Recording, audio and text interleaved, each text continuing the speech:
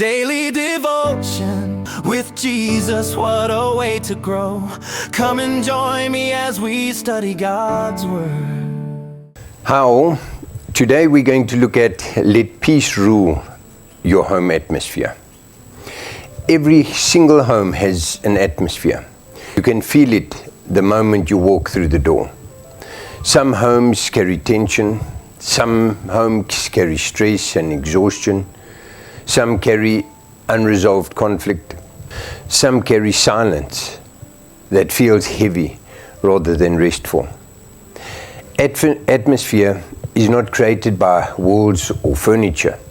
It is shaped by hearts and attitudes, words and choices made day after day. God's desire for the home is very clear. God wants peace to rule, not chaos, not anger, not fear, not control. Paul gives us this instruction in Colossians 3, verse 15. Let the peace of Christ rule in your hearts, since as members of one body you were called to peace, and be thankful. That word rule matters deeply. Peace is not meant to visit occasionally. Peace is meant to govern.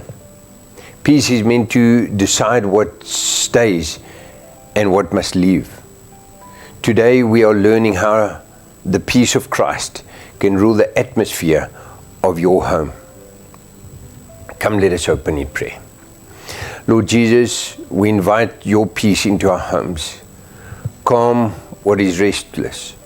Heal what is broken, and rule over our hearts and relationships. In Jesus' precious and wonderful name we pray. And we all say, Amen. Point 1. Peace must be actively allowed. Paul does not say hope for peace. He does not say wish for peace. He says let the peace of Christ rule. You see, peace does not automatically dominate a home. It must be welcomed, chosen, and actually protected. Paul uses language that suggests authority. Peace acts like an umpire, making decisions about what attitudes, reactions, and behaviors are allowed to remain. Jesus promised this kind of peace in John 14, verse 27. Peace I leave with you. My peace I give you. I do not give to you as the world gives. Do not let your heart be troubled, and do not be afraid. Worldly peace depends on circumstances being calm. Christ's peace, however, remains even when circumstances are challenging.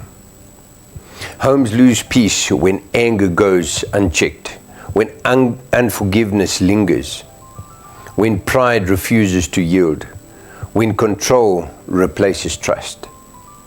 Peace rules when hearts are surrendered to Christ and reactions are submitted to the Holy Spirit. Point 2. Peace grows where Christ rules. Paul says, let the peace of Christ rule your hearts. Peace in the home always begins with peace in the heart. You cannot bring peace into a room if you refuse it in your own spirit. You cannot speak peace while nurturing resentment. You cannot create calm while holding on to control. When Christ rules the heart, peace follows naturally. Isaiah reminds us in Isaiah 26 verse 3, you will keep in perfect peace those whose minds are steadfast, because they trust in you. Homes become peaceful when individuals choose trust over control, humility over pride, and grace over emotional reaction. Peace grows when we pause before responding, when we listen instead of reacting, when we pray instead of escalating conflict. The atmosphere of the home often reflects the condition of the heart within it. Point 3. Peace strengthens when unity prevails. Paul reminds us that we are members of one body. This truth applies powerfully within the family. Conflict increases when family members act independently instead of relationally. When one person insists on winning, peace always loses. When one person refuses to consider others, unity weakens. Paul teaches us in Ephesians 4, verse 3, make every effort to keep the unity of the Spirit through the bond of peace. Peace does not mean pretending conflict does not exist. It does not mean avoiding difficult conversations. Peace means handling conflict with love, with patience, with humility, and a commitment to unity. What hurts one person affects the whole household. What heals one heart strengthens the home. Peace grows when reconciliation is chosen over resentment and unity over being right. Point 4. Peace endures through thankful hearts. Paul ends Colossians 3 verse 15 with a powerful instruction, and be thankful. Thankfulness protects peace. Complaining erodes it. Gratitude shifts the atmosphere from frustration to faith. A thankful home notices God's goodness instead of magnifying what is lacking. Gratitude softens hearts and lowers defenses. It reminds us that God is at work even in imperfect situations. Paul reminds us in Philippians 4 verse 7, and the peace of God which transcends all understanding will guard your hearts and your minds in Christ Jesus. Thankfulness invites peace to remain. Gratitude creates space for calm. Praise changes the emotional temperature of the home. So how are we going to apply this to our everyday lives? Invite Christ's peace intentionally into your home. Guard your heart before reacting. Choose unity over winning arguments. Practice forgiveness quickly.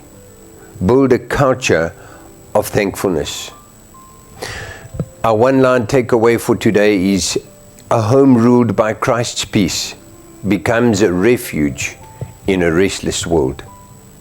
Our memory verse for today is Colossians 3 verse 15. Let the peace of Christ rule in your heart, since as members of one body you were called to peace, and be thankful. Come, let us pray. Lord, teach us to let your peace rule our hearts and our homes. Help us choose grace over anger, unity over division, and gratitude over complaint. Let our homes become places of rest, of safety, and love, we pray. In Jesus' precious and wonderful name. Amen. Well, may God bless you. May the peace of God rule the atmosphere of your home always. That is my prayer for you. Until next time, God bless you. Cheers.